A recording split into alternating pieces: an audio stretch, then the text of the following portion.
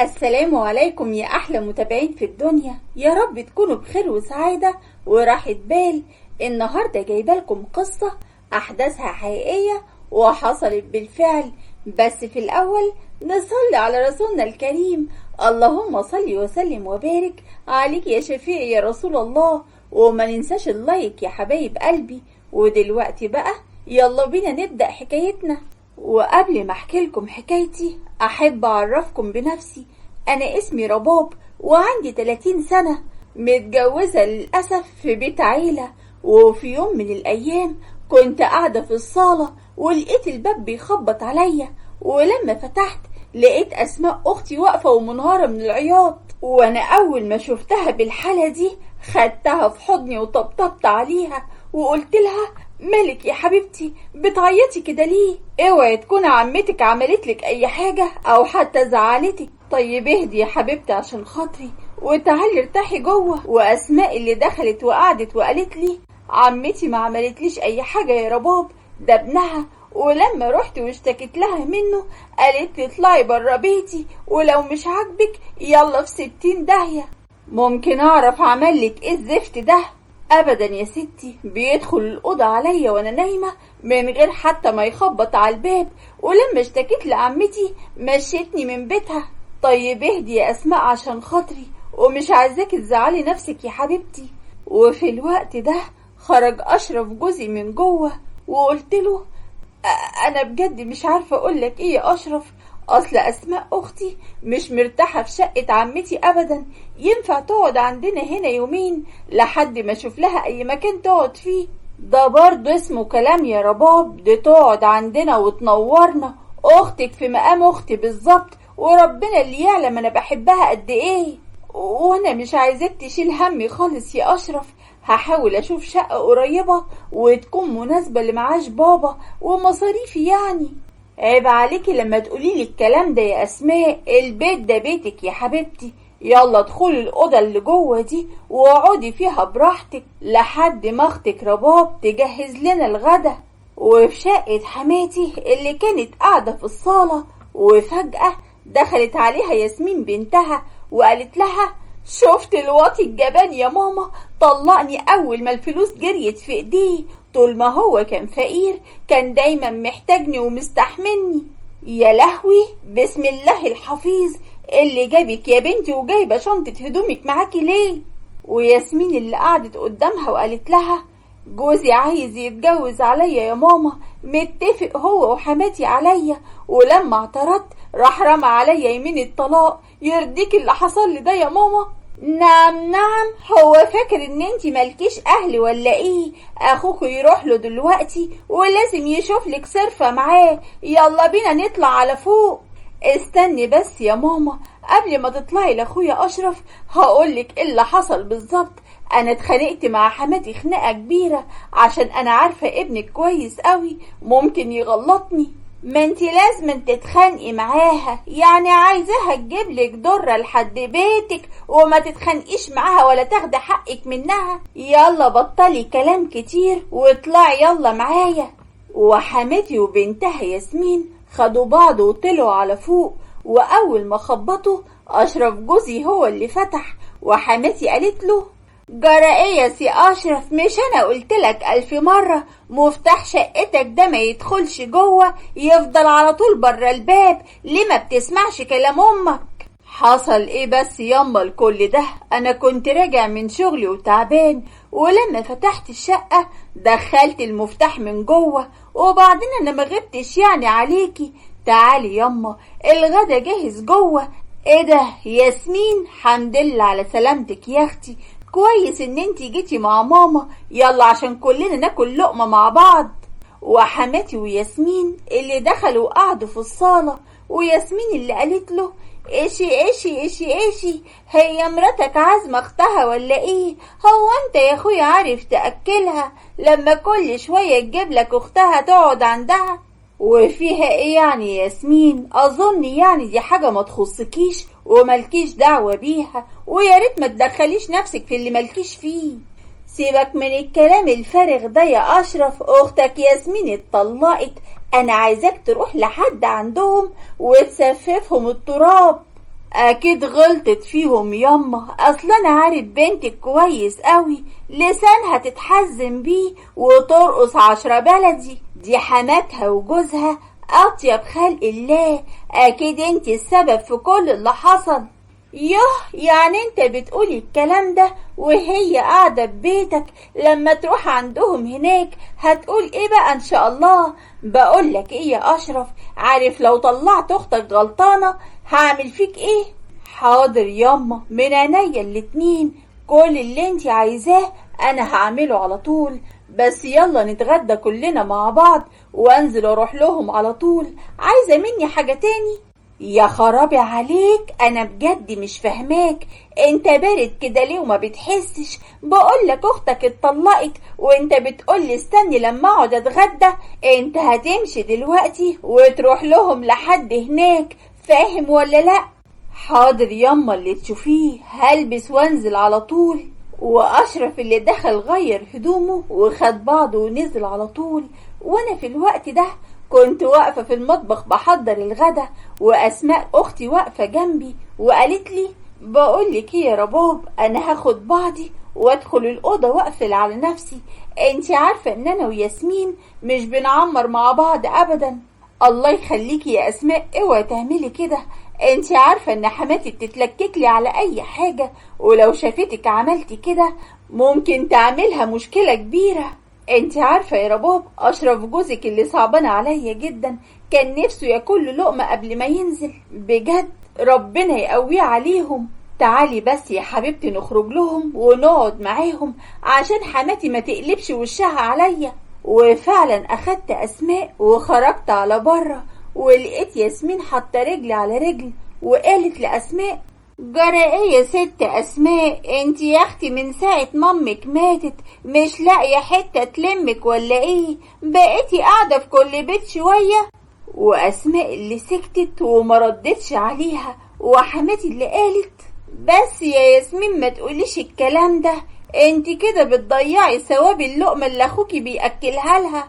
والله يا طنط يا ريت كل الناس تبقى زي اشرف جوز اختي، كفاية قوي ان بيته مفتوح لي 24 ساعة وانسان كريم وبيتقي ربنا. بعد اذنكم. واسماء اللي سابتهم ودخلت على جوه، وحماتي اللي قالت جرى ايه يا ست رباب، انا حاسة كده ان اختك هي اللي ست البيت ده مش بيتك انتي.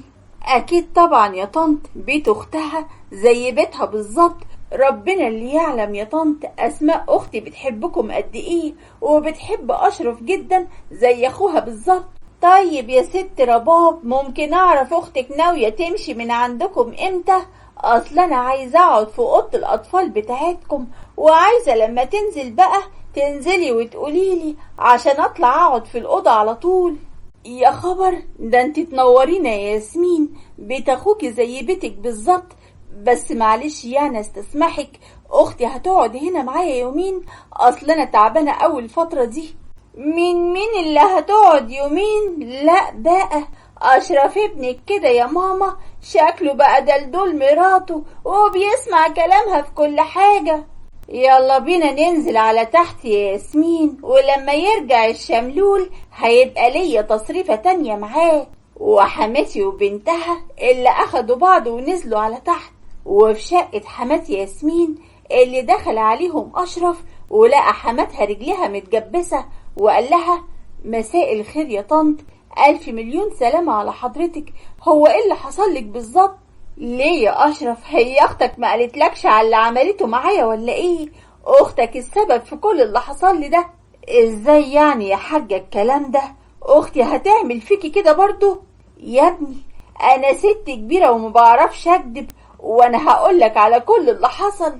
وبدأت حماتها تفتكر كل اللي حصل معاها. في يوم حمادة جوز ياسمين كان واقف على الباب مع عمه، وقال لها ايه ياما اللي انت بتقوليه ده؟ ما ينفعش وقفتك على الباب دي، اتفضلي ادخلي جوه. لا يا ابني، انا لا يمكن ادخل شقتك ابدا، مراتك ما بتحبنيش وانا مش عايزه اعمل لك مشاكل معاها. مين قالك بس الكلام ده ياما؟ ياسمين مراتي طيبه جدا، بس هي عصبية حبتين، واكيد يعني في يوم من الايام هتتغير. وانا يا ابني مش عايزاها تتغير، المهم ان انا شفتك واطمنت عليك. انا هنزل بقى. مش لو كنت سمعت كلامي يا حمادة يا ابني واتجوزت بنت خالتك مش كان احسن ليا وليك؟ وفي الوقت ده خرجت ياسمين من جوه وقالت لها: بقى انت يا ولية يا حيزبونة عايزة تجوزي جوزي لبنت خالته؟ طالعة لحد هنا وعايزة تاخدي جوزي مني وتجيبي لي درة لحد بيتي؟ ايه رأيك في الكلام اللي مراتك بتقولهولي ده يا حمادة؟ ده انا بتشتم قدام منك يا ابني. عيب الكلام اللي انت بتقوليه ده يا ياسمين، لو سمحتي خدي بعضك وادخلي على جوه وما تتدخليش في الكلام بيني وبين امي. وانا مش داخله جوه يا حماده غير لما تقول لامك الحربايه دي ما تطلعش هنا تاني. هو انت يا بنتي فاكره الحكايه كلها بلطجه ولا ايه؟ لو انت فاكراها بلطجه انا قدها وقدود. قد ايه يا وليه يا حيزبونه انت؟ هو انت ما تعرفيش انا ممكن اعمل فيكي ايه؟ وياسمين اللي خدتها من ايديها وراحت شدها على بره ورمتها على السلم. وحمادة أول ما شافها عملت كده في أمه اتعصب عليها جدا ومسكها من شعرها وقال لها: هو انت فاكرة نفسك ايه؟ كل ده عشان عارفة ان انا بحبك تقدري تعملي في أم اللي انت عايزاه؟ انت طالق يا ياسمين وامشي يلا من هنا وغوري، انا مش عايزة اشوف وشك تاني. وحماتها اللي رجعت من تفكيرها تاني وقالت له: اختك اصلا مفيش اي حد في البيت بيحبها يا اشرف، وعامله مشاكل في البيت كله، وفي الاخر تعمل فيا كده؟ ده انا قد امها تكسر لي رجلي. يرضيك اللي اختك عملته فيا يا اشرف؟ لا ما يرضنيش طبعا يا حاجه، انا فعلا مكسوف منك ومش عارف اقولك ايه، بس كل اللي اقدر اقولهولك انا اسف وحقك على راسي من فوق. وفي الوقت ده خرج حمادة جوزها من الأوضة وقال: كويس قوي ان انت جيت يا اشرف، اصل انا لابس ورايح على الاسم هعمل محضر في اختك على اللي عملته في امي ده. حقك عليا انا يا حمادة، انا مش عارف اقولك ايه، بس انا وش منكم في الارض. انا مش عارف ازاي المجنونة دي تعمل في الحاجة حاجة زي دي. مش كفاية ان انا مستحملها ان هي مش عارفة تجيب لي حتة عيل وفي الاخر تعمل كده في امي بدل ما تشيلها فوق راسها من فوق؟ انا لا يمكن اكمل حياتي معاها ابدا. خلاص يا حمادة يا ابني بالله عليك ما تعملش فيها محضر ولا حاجة، وكفاية اوي اللي حصل لحد كده. معلش يا اشرف يا ابني، اختك دي لا يمكن تدخل البيت هنا تاني. هو انت لسه بتدافع عنها يا ماما بعد كل اللي حصل لك منها؟ انا مستحيل اسكت على اللي عملته المرة دي ابدا. اللي ملهوش خير فيكي ملهوش خير في حد، وانا لو سكت المرة دي ابقى كده بضيع حقك. طيب يا حمادة شوف انت عايز ايه وانا هعملهولك على طول، بس ارجوك عشان خاطري بلاش تعمل فيها محضر. كل اللي عايزه منها يا اشرف انها تيجي وتاخد الفرش بتاعها كله، ومش عايزها توريني وشها تاني بعد كل اللي عملته في امي. انا هسكت بس عشان خاطر امي وخاطرك انت يا صاحبي وربنا اللي يعلم. خلاص يا حمادة انا هعمل لك كل اللي انت عايزه، انا مليش عين والله هتكلم في اي حاجة بعد كل اللي حصل للحاجة. يبقى اتفقنا يا اشرف، شوفوا هتيجوا امتى تاخدوا الحاجة بتاعتها، لاني مش طايقة اشوف العفش بتاعها لانه بيفكرني بيها، وانا مش عايز اي حاجة هنا تفكرني بيها. حاضر يا حمادة من عينيا الاتنين، والف سلامة عليك يا حاجة، وانا اسف جدا على كل اللي عملته ياسمين اختي فيكم. واشرف اللي قال كلامه وسابهم ومشي على طول. وفي شقة عمتي اللي كانت قاعدة مع ابنها أسامة وقالت له: اديني اهو مشيتها لك من البيت خالص، يا رب تهمت بقى. جرى ايه بس يا ماما؟ ما انا قلتلك 1000 مرة انا بحب اسماء قوي وعايزة اتجوزها على سنة الله ورسوله، بس مش عارف ليه انتي مش موافقة على جوازنا، مع انك يعني المفروض تبقي فرحانة بده لانها في الاول وفي الاخر بنت اخوكي، وبعدين البت طوع وبتسمع كلامك في كل حاجة. لا بقولك ايه يا أسامة، انا مستحيل يا حبيبي اجوزك البت دي ابدا. انت ناسي ان ابوها وامها ميتين من زمان. مين بقى اللي هيجهزها يا اخويا؟ ولا انت عايزها تتجوز على العفش القديم ده؟ وايه المشكلة بس ياما لما نجيب لها عفش جديد؟ دي بنت اخوكي برضو. انت عارفة ان انا الحمد لله بشتغل شغلانة كويسة قوي، وبقدر اصرف واقدر اجهزها. قطعت سيرته، اخويا مات من هنا وانا اخدتها وشلت مسؤوليتها من هنا، والحمد لله انها غارت في داهية. يلا تروح لاختها تشيلها شوية، وكفاية عليا لحد كده. واعمل حسابك يا أسامة، انا هجوزك، بس اهم حاجة ان اهلها يبقوا اغنياء. يا اخويا، انا مش عايزة اتكلف ولا جنيه واحد في جوازتك. انا بجد مش فاهم بتكلم معاكي ليه، مع انك عمرك ما هتتغيري ابدا. جرى ايه يا واد؟ يعني انا غلطانة ان انا قلب عليك وعايزة مصلحتك؟ مصلحتي في ايه بس ياما؟ في شوية عفش ملهمش اي لازمة. انا ماشي وسايب لك البيت باللي فيه. وأسامة اللي قال كلامه وسابها ومشي على طول. وعمتي اللي قعدت تكلم نفسها وتقول ماشي يا أسامة، اما وريتك هعمل ايه عشان تقف قصادي كويس قوي. وفي شقة حماتي اللي كانت قاعدة متعصبة جدا، وأشرف اللي قاعد قدامها وقال لها بقى انت مخلياني اروح لحمادة جوز بنتك لحد عنده على اساس ان هو غلطان، بس بنتك الحلوة اللي طلعت عاملة مصيبة وكبيرة. جرى ايه يا اشرف؟ مالك داخل عليا حامي كده ليه؟ هما لحقوا يقلبوك على اختك كده؟ يا ابني المفروض ان انت تبقى سند اختك وظهرها في الدنيا دي، حتى لو كانت غلطانة ما ينفعش تتكلم معاها بالطريقة دي ابدا. يا ريت تسألي بنتك اللي قاعدة ولا همها دي ازاي توقع حماتها من على السلم وجاية كمان تتبلى عليها.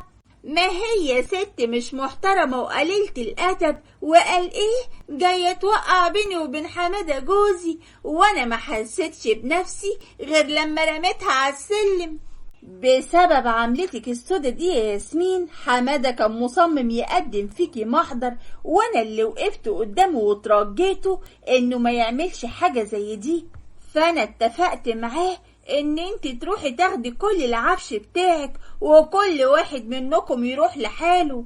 يا نصبتي، انت اتجننت ولا ايه يا اشرف؟ ايه اللي انت بتقوله ده يا ابني؟ انت كده بتضيع حق اختك اليتيمة. ازاي بس يا اشرف تعمل حاجة زي دي؟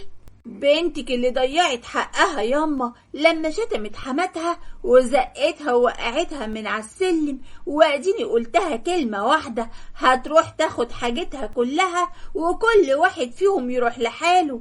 طيب يا سي أشرف، وإن قلتلك بقى إن أنا مش موافقة على اللي أنت بتقولهولي ده هتعمل إيه يعني؟ يا ريت تتلمي معايا يا ياسمين، أنا الكلام ده ما بيمشيش معايا أبدا لو ما اتظبطتيش من هنا ورايح. أنت عارفاني كويس قوي ممكن أعمل معاكي إيه. وأشرف اللي قال كلامه وسابهم وخرج على بره ورزع الباب وراه. عاجبك تصرفات ابنك دي يا ماما؟ بدل ما يروح يجيب لي حقي منهم. على العموم انا مش عايزاه يقف جنبي ابدا، انا هعرف اخد حقي كويس قوي. ما تسكتي بقى يا بت، مش كفاية ان انت كذبت عليا وما قلتليش على اللي حصل في حماتك وان انت وقعتيها من على السلم؟ كان ممكن يحصل لها حاجة يا بنتي وانت تروحي في 60 داهية. احمدي ربنا يا اختي وبوسي ايديكي وشي وظهر ان ما راحش عمل فيكي محضر في اسم الشرطة. يكشي كانت ماتت وارتحت منها الولية الحيزبونة دي. طيب يلا يا حلوة ادخلي على المطبخ وشطبيه، الحوض بتاع المطبخ مليان مواعين قد كده. وانا مالي بشغل البيت يا ماما؟ امال المحروسة مرات ابنك فين؟ مش المفروض تنزل هنا وتساعدك في كل شغل البيت؟ لا يا اختي، ما بتنزلش ولا بتعمل لي اي حاجة. أشرف ابني متفق معاها على كده، واخلصي بقى وشوفي هتعملي ايه. انا مش عايزة مشاكل مع اخوكي.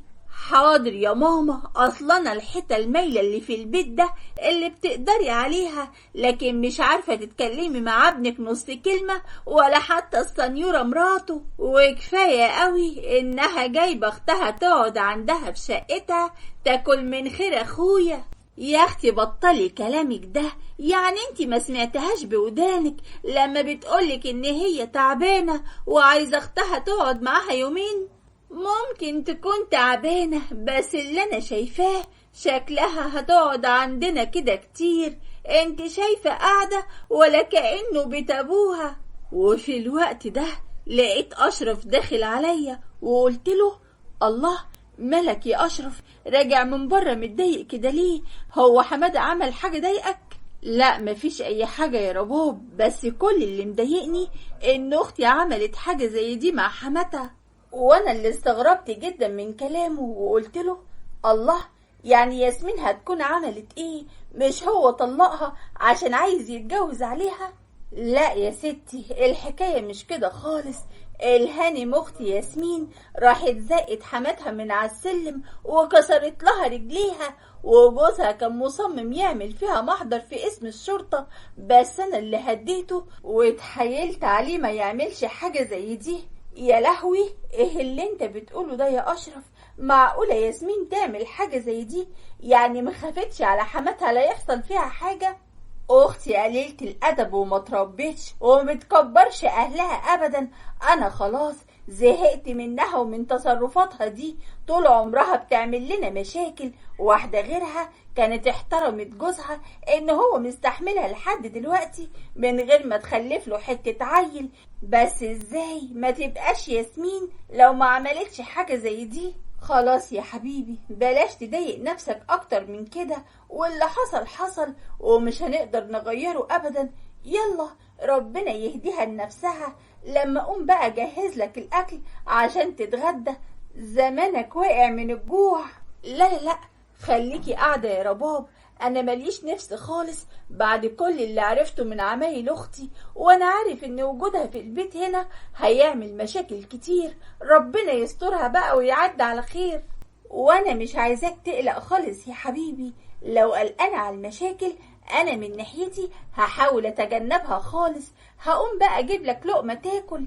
وفعلا سبته ودخلت على المطبخ وحضرت له الغدا عشان يقعد يتغدى. وقال لي: الله، امال اسماء فين يا رباب؟ انا ما شفتهاش يعني من ساعة ما وصلت. ما انت عارف اسماء كويس قوي يا اشرف، بتتكسف جدا وخايفة تعمل لنا اي ازعاج، عشان كده قاعدة طول النهار في اوضة الاطفال وما بتخرجش منها ابدا. ايه الكلام اللي انت بتقوليه ده يا رباب؟ ده بيتها قبل ما يكون بيتي. انت عارفة كويس قوي ان اسماء بعتبرها زي ياسمين بالظبط، ومفيش فرق ما بينهم. عارفة يا حبيبي، عارفة. ربنا يخليك ليا يا رب وما يحرمنيش منك ابدا.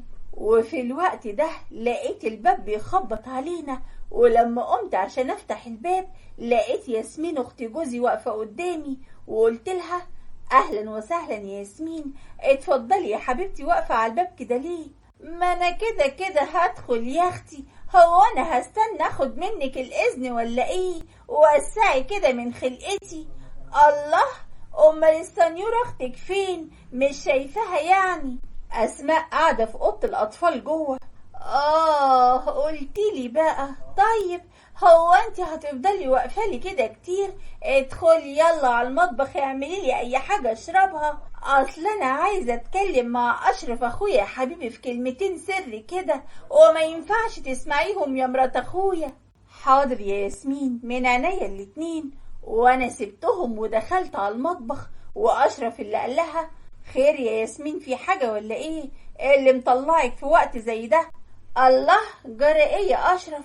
هو انت يا اخويا مش عايزني اطلع شقتك ولا ايه؟ مش انا برضو زي اخت مراتك اللي مقعدها عندك ليل ونهار، ولا انت بقى ليك ناس وناس؟ واشرف اللي ودى وشه الناحية التانية وقال لها: منورة يا ياسمين يا اختي، اصل انا كنت مستغرب لا تكوني محتاجة اي حاجة كده ولا كده. يا حبيبي، اصل انا طالعة عشان اقعد معاك هنا، اصل بصراحة كده بقى مش عارفة اقعد مع عمك تحت خالص. اشمعنى يعني يا ياسمين؟ مش المفروض برضو تفضلي قاعدة تحت عشان ما تسيبيش ماما لوحدها؟ ما انت عارف يا اشرف ان شقة ماما ما فيهاش تكييف، وانا بصراحة كده بقى ما اقدرش اقعد في اي مكان من غير تكييف. اما شقتك هنا بدل التكييف فيها تكييفين. قلتيلي بقى، بس اسماء قاعدة في اوضة الاطفال، وانا بصراحة كده بقى مش عايزة اضايقها. اخصى عليك يا اشرف، وانا اللي كنت بقول لنفسي ان انت هتفرح قوي لما اجي واقعد عندك في شقتك. ده انا معتبراك سندي وظهري بعد بابا الله يرحمه، بس الظاهر كده بقى مراتك خدتك في صفها. اصلا انا عارفاها حرباية ومية من تحت تبن. ما تهمدي بقى وبطلي غلط في الناس. انت عارفة كويس قوي ان رباب مش كده، وانها بتعاملكم احسن معاملة. وانت تسمي ايه بقى لما اقولك هنام عندك النهاردة يا اشرف وانت اللي مش راضي ابدا؟ قال ايه؟ عشان خايف على زعل مراتك. اعملي كل اللي انت عايزاه يا ياسمين، بس انا مش عايز اي مشاكل. اديني قلتلك اهو من اولها، وانا خرجت وقلتله جرى ايه يا اشرف؟ انت ليه قمت بسرعة كده؟ انا داخل انام. واشرف اللي بص لياسمين وقال لها بالله عليك يا ياسمين انا مش عايز اي مشاكل. واشرف اللي قال كلامه ودخل على جوه على طول. وياسمين اللي بصت لي وقالت لي يلا يا حلوة ادخلي قولي لاختك تنام في اي مكان في الشقة عشان انا عايزة ادخل انام. انا مش فاهمة تقصدي ايه يا ياسمين؟ في يا حبيبتي ان من هنا ورايح هطلع انام كل يوم في الأوضة، فياريت بقى تعملي حسابك على كده. وانت ازاي هتنامي هنا يا ياسمين وهتسيبي طنط قاعدة لوحدها تحت؟ بقولك ايه بقى يا ست رباب، خلي ايامك هنا تعدي على خير عشان ما احطكيش في دماغي واخلي اشرف اخويا يطلقك فيها. ويلا امشي اعملي اللي قلتلك عليه من غير ولا كلمة. حاضر يا ياسمين، اللي تشوفيه هعملك كل اللي انت عايزاه. وانا سبتها ودخلت على الأوضة عند اسماء وقلت لها هو انت طول النهار كده هتفضلي قاعدة لوحدك في الأوضة يا سمسمة؟ ما انت عارفاني كويس قوي يا رباب ان انا ما بحبش اتقل على اي حد. يا بنت بطلي كلامك ده، انت عارفة كويس قوي ان اشرف بيعتبرك زي اخته بالظبط. وانا كمان ربنا اللي يعلم، اصل انا سامعة صوت ياسمين بره. هي مشيت ولا ايه؟ لسه ما مشيتش، ولسه هكمل كلامي لقيت ياسمين بتفتح الأوضة ودخلت علينا وقالت ممكن اعرف في ايه بالظبط يا ستي رباب؟ هو انت لسه ما خرجتيش اختك من الأوضة ليه؟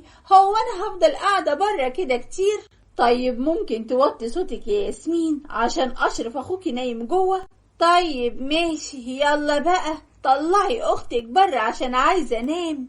واسماء اللي بصت لي بكل استغراب وما كانتش عارفة تنطق وتقول ايه، وياسمين اللي قالت هو انتوا هتفضلوا تبصوا لبعض كتير ولا ايه؟ يلا خدوا الباب وراكوا واطلعوا بره عشان التكييف والهوا. وانا خدت اسماء اختي وخرجنا على بره، وقالت لي هنعمل ايه دلوقتي يا رباب في اللي اسمها ياسمين دي؟ معلش يا سمسمة استحمليها عشان خاطري انا واشرف، انت شايفة طريقتها عاملة ازاي؟ يلا ربنا يهديها لنفسها. حاضر يا رباب، هو ده اللي اقدر اعمله دلوقتي بدل اللي كان اسامة هيعمله فيا.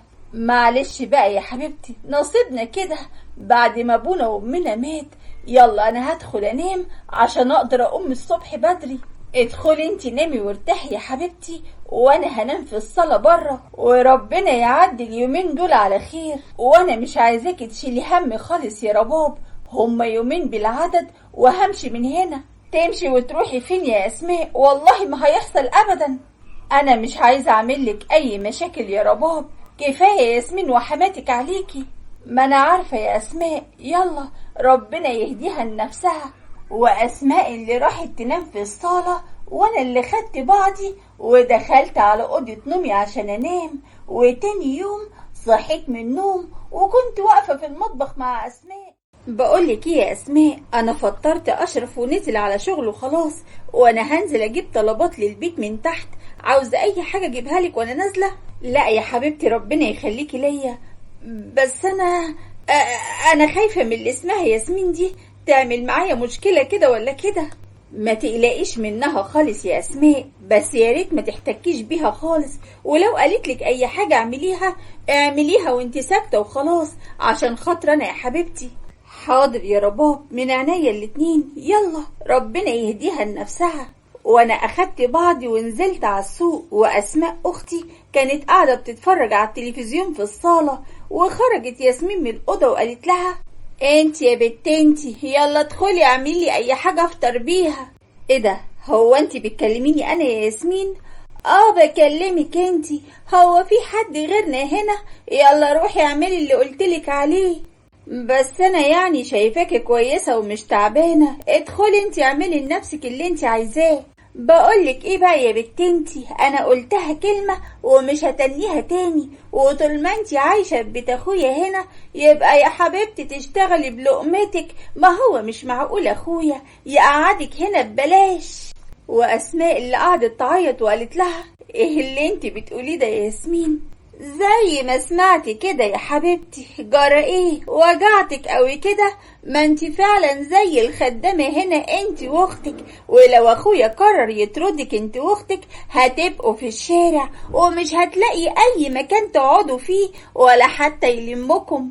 ولسه اسماء هترد عليها، لقيت اشرف اللي خارج من جوه وقايل لها: انت اتجننتي يا بنت انتي، ايه الكلام اللي انتي بتقوله لها ده؟ وازاي تسمحي لنفسك تقولي الكلام ده لاسماء؟ وفيها ايه يعني يا اشرف؟ هو انا قلت حاجة غلط ولا ايه؟ ما هي فعلا زي الخدامة بالظبط، وغير كده بقى الله اعلم ايه اللي حصل عند عمتها عشان تطردها بالشكل ده. يلا ربنا يسترها على وليانا. واشرف اللي اتعصب جدا وقرب منها وضربها بالقلم وقال لها: شكلك كده من كتر دلع امك فيكي بقيتي تدوسي على اي حد برجليكي، ومش فاهمه الصح من الغلط. وفي الوقت ده طلعت حماتي من تحت على صوت زعيق اشرف وقالت له: يا لهوي، انت اتجننت يا واد يا اشرف، ازاي تمد ايدك على اختك؟ هو انا كنت مت ولا ايه؟ تعالي شوفي يا ماما، تعالي شوف ابنك بيضربني على وشي ازاي عشان خاطر المحروسة اخت مراته. عاجبك اللي عمله فيا ابنك؟ ايه اللي انت بتقوليه ده يا ياسمين؟ اسماء ما عملتش اي حاجة غلط، انا كنت واقف وسامع كل كلمة انت قلتها لها. وفي الوقت ده انا دخلت عليهم وانا منهارة من العياط وقلت له: الحقني يا اشرف، اسامة لسه مكلمني في التليفون وبيقول لي ان عمتي ماتت. لا حول ولا قوة إلا بالله العلي العظيم. طيب اهدي بس يا حبيبتي وادخلي البسي عشان نروح نعزي. وفعلا لبست أنا وأسماء أختي وأشرف اللي خدنا في العربية ورحنا على العزا على طول. وياسمين اللي كانت قاعدة مع حماتي وقالت لها: عاجبك اللي ابنك عمله فيا ده يا ماما؟ أنا ماليش دعوة، أنا عايزة حقي منه. اسكتي انت دلوقتي يا قلب امك وشوفي واتفرجي انا هعملك ايه. وبعد ما خلص العزا روحنا على البيت على طول. واشرف اللي قال: انا حاولت اتكلم مع ابن عمتي كتير يا اسماء، بس للاسف معرفتش خالص لان الناس كانت كتير قوي النهارده في العزا. خلاص ما تشغلش بالك يا اشرف، بكره باذن الله نروح له تاني ونقعد معاه. على العموم انا نازل الصيدلية عشان اقيس الضغط، انا حاسس ان انا دماغي وجعاني قوي ومصدع. تعالي معايا يا رحاب. وانا نزلت مع اشرف على تحت، واسماء اللي خدت بعضها ودخلت على اوضة نومها عشان تغير هدومها. وفي شقة حماتي ياسمين اللي خرجت من المطبخ وقالت: مفيش زيت خالص في المطبخ يا ماما، وانا عايزة احمر البانيه، قوليلي اتصرف ازاي دلوقتي؟ اطلع لي المخفية اللي فوق دي، شكلهم لسه مرجعوش من بره، وهاتي ازاز الزيت من فوق وتعالي. حاضر يا ماما. وياسمين اللي سابتها وطلعت على فوق وسحبت على اوضة نومي وطلعت علبة الدهب بتاعي من الدولاب وشوية، ودخلت عليها اسماء وقالت لها: الله، انت بتعملي ايه هنا يا ياسمين ومطلعة علبة الدهب بتاعي رباب ليه؟ يا لهوي، بسم الله الرحمن الرحيم، هما بيطلعوا امتى دول؟ هو انتي جيتي امتى يا اختي؟ وبعدين يعني انا كنت طالعة هنا عشان اخد ازاز الزيت من المطبخ. والزيت بقى اليومين دول في الدولاب بتاع اوضه النوم، لو سمحتي رجعي الحاجة دي تاني مكانها. جرى ايه يا ست اسماء؟ اظن انتي مالكيش دعوة خالص بالموضوع ده كله. خلاص لما يرجع اشرف من بره نبقى نشوف الموضوع ده. بقولك ايه بقى يا ست اسماء، هو انتي كل دقيقة والتانية هتخوفيني باشرف اخويا ولا ايه؟ اشرف ده ملهوش اي كلمة في البيت هنا، امي هي اللي ماسكة البيت ده كله وكلمتها هي اللي مسموعة. وفي الوقت ده دخل عليها اشرف وقال: وبعدين معاكي بقى يا ياسمين، هو انت كل دقيقة والتانية تعملي لنا مشاكل؟ حرام عليكي، ارحميني بقى يا شيخة، انا زهقت وقرفت منك. اخصى عليك يا اشرف، بقى دي اخرتها برضو، والله لو اوريك. وياسمين اللي نزلت معيطة وحكت لحماتي على كل اللي حصل، وحماتي اللي اتعصبت جدا وقالت: لا بقى ده كده كتير، ده انا طالعه له دلوقتي حالا واخلي ليلته سودا على دماغه. اقعدي بس كده يا ماما واسمعيني كويس قوي، وانا هقولك هنعمل ايه بالظبط. وتاني يوم رحنا احنا التلاتة عند اسامة ابن عمتي، واشرف اللي قاله: معلش يا اسامة، اصلا انا امبارح ما كنتش عارف اتكلم معاك خالص عشان كان في ناس كتيرة قوي موجودة في العزا، وقلت لازم نيجي النهاردة عشان خاطر نعزيك. كلك ذوق والله يا اشرف، يلا الدوام لله وحده. معلش يعني يا اسامة، اصلا انا كنت سايبة عمتي كويسة جدا، ممكن اعرف ايه اللي حصل لها؟ والله ما عارف يا اسماء، انا كنت في الشغل ولما رجعت لقيتها قابلت وجه رب كريم. البقاء لله يا أسامة، وربنا يجعلها آخر الأحزان إن شاء الله. معلش يا أسامة، ربنا يصبرك يا رب. يلا بينا يا جماعة عشان نمشي. وأسامة اللي بص الأسماء وقال لها: لو عايزة تقعدي في الشقة دي يا أسماء أنا ما عنديش أي مانع خالص، أنا كده كده ليا شقتي فوق هطلع أقعد فيها، وده بيتك برضو يا أسماء، وإحنا في الأول وفي الآخر أهل، والدم عمره ما يبقى مية. لا ما تشيلش همها خالص يا أسامة، هي قاعدة في بيتها برضو، وبعدين أسماء زي أختي بالظبط. يلا بينا يا جماعة عشان ما نتأخرش. وفعلا خدنا بعض ومشينا من عند أسامة، وأول ما وصلنا الشارع بتاعنا أسماء اللي قالت: أنا حاسة إن مامتك مش مرتاحة لوجودي أبدا يا أشرف، ولا هي ولا حتى ياسمين، وأنا مش عايزة أعمل لك أي مشاكل، أرجوك يا أشرف سيبنا أقعد في بيت عمتي. وانا عمري ما هوافق بالكلام اللي انت بتقوليه ده يا اسماء، انت عارفة ان بيت عمتك كله فاضي، وما ينفعش انسة تعيش لوحدها في شقة لوحدها ويبقى فوقيها شاب زي اسامة، وانت عارفة ابن عمتك كويس قوي برضو ما ينفعش، ومش اصول خالص يا اسماء. وانا بصيت على بوابة العمارة وقلت: ايه ده، هي اوضة النوم اللي هناك دي شكل اوضة نومي بالظبط، هو ايه اللي نزلها في الشارع كده؟ ايه ده، ضمي كمان واقفة جنب الحاجة، تعالي معايا يا رباب لما نشوف في ايه بالظبط. واحنا اللي قربنا من حماتي وقالت: كويس اوي ان انتوا جيتوا، يلا بقى يا حبيبي خد عفشك ده ومراتك وامشوا من بيتي، مش بنت اللي تتضرب عشان اي حد. انت ازاي ياما تعملي حاجة زي كده فيا؟ يعني انت منزلة عفش كله في الشارع؟ معقولة هونت عليكي قوي كده؟ ورثي يا حبيبي وحاجتي وانا حرة فيه، اعمل فيه كل اللي انا عايزاه، وانت بقى اشتريت خاطر مراتك واختها، خلاص اشرب بقى. طيب يا امي معلش تخلي الرجالة تطلع عفش فوق وبعدين نبقى نتكلم، انا كده عفش مرمي في الشارع وهيتبهدل ويتكسر يما.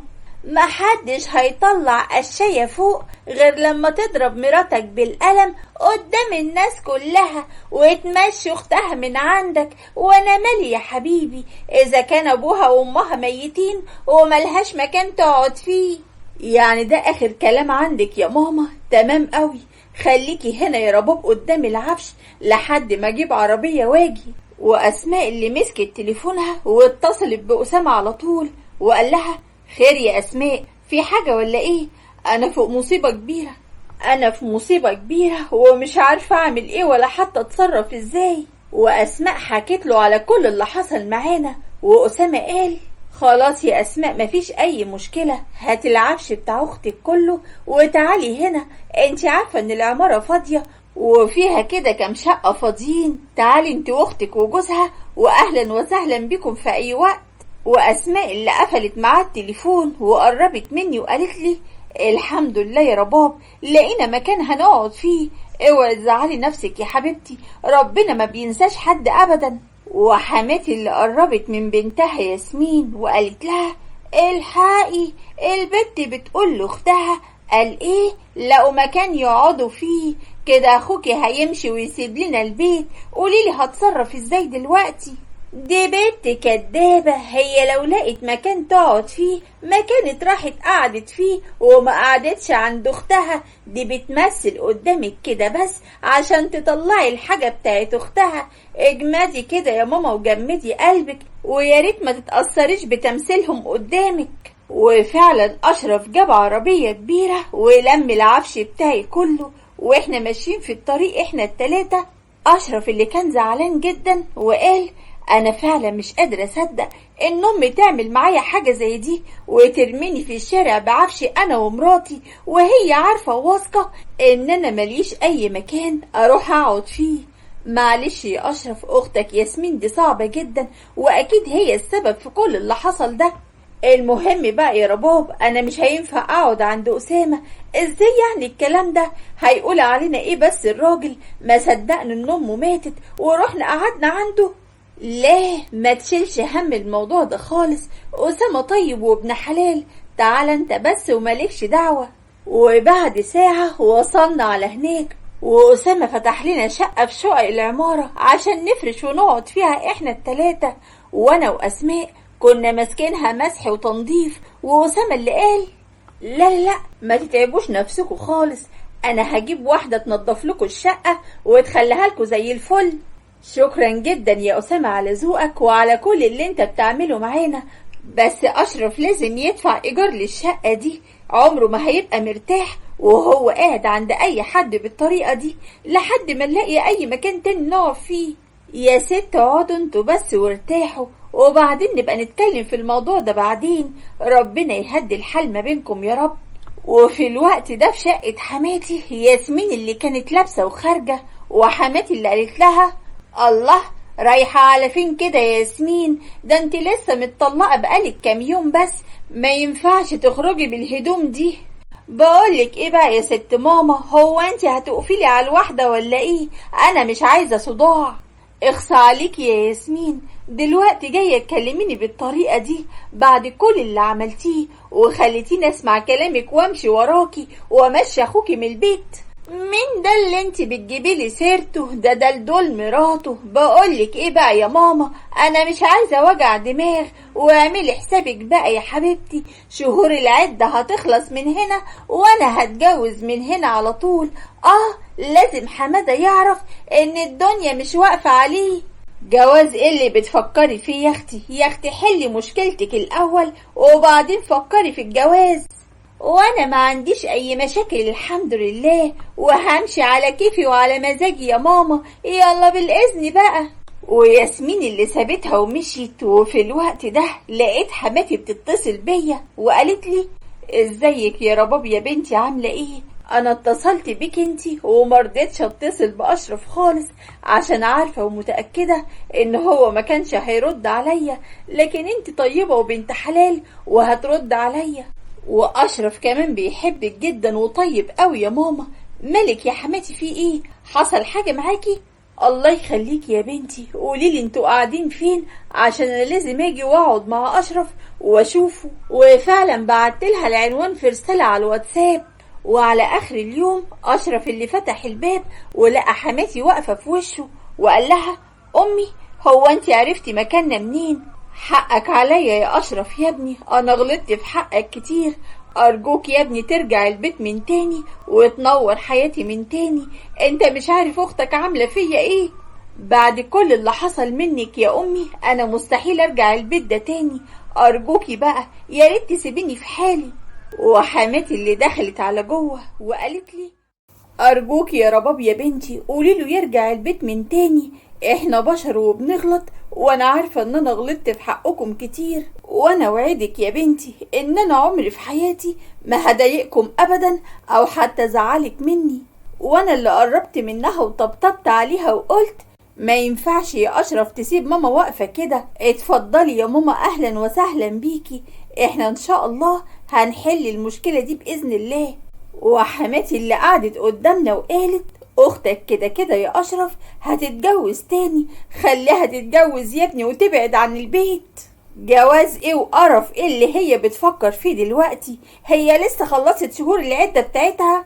انا خلاص يا ابني ما بقتش قادرة عليها، انا ست كبيرة ومش حمل تصرفاتها دي، وهي حرة في نفسها بقى. كان معاها حمادة انسان طيب وحنين وبيحبها كمان وبيتمنى لها الرضا ترضى، لكن هي بطرت عليه وعملت مشاكل معاه وطلقها. انت لسه دلوقتي يا امي عارفة الكلام ده؟ ما انا ياما قلتلك بطلي دلع فيها كده، مش هنعرف نعدلها ابدا، خلاص اتعوجت زي الشجرة المعوجة. ارجوك يا ابني عشان خاطري ارجع البيت من تاني ونور حياتي يا حبيبي. وبعدها على طول فعلا رجعنا على البيت من تاني، وجت ياسمين ووقفت قدام اشرف وقالت لي رجعتي يا اختي على البيت تاني؟ فرحتي لما عملت كده؟ طيب اسمع بقى يا اشرف، من هنا ورايح مراتك دي ملهاش علاقة بينا خالص. واشرف اللي اتعصب جدا من رد فعلها وقرب منها ومسكها من شعرها وضربها بالقلم وقال شكل كده كنت مقصر في تربيتك من زمان، بس من هنا ورايح مش هيحصل الكلام ده ابدا، وكلامي هو اللي هيتسمع، فاهمة ولا لا؟ وياسمين اللي قعدت تصوت وتعيط وقالت عاجبك يا ماما اللي ابنك بيعمله فيا ده؟ اخرسك قاطع لسانك، اخوك يعمل فيكي كل اللي هو عايزه، وامشي يلا نجري على جوه، واللبس ده انا مش عايزه اشوفك لابساه تاني، انتي فاهمه ولا لا؟ وانا محدش ليه حكم عليا في البيت ده، انا هاخد شقه واقعد لوحدي واعيش فيها، ومش عايزه وجع دماغ وحد يتحكم فيا. لو جدع صحيح وبنت راجل تخرجي من باب الشقة ده، امشي يلا ادخلي على جوه، ومش عايزة اسمع حسك ده خالص. وياسمين اللي دخلت على جوه وهي متغاظة ومنهارة من العياط، وبعدها كانت بتتعاقب على كل حاجة كانت بتعملها غلط. وبعد شوية أسامة ابن عمتي اتقدم لأسماء أختي وهي وافقت عليه على طول، وأنا عشت حياتي مع جوزي وحماتي في هنا وسعادة. وكده تكون انتهت قصتنا، بس ما خلصتش حكاياتنا، واستنوني في قصة وحكاية جديدة مش موجودة غير عندنا وبس، وحكايات ولا ألف ليلة وليلة. وما تنسوش تشتركوا في القناة وتفعلوا الجرس عشان يوصل لكم إشعار بكل جديد، وما ننساش اللايك ورأيكم في الكومنتات. والسلام عليكم ورحمة الله.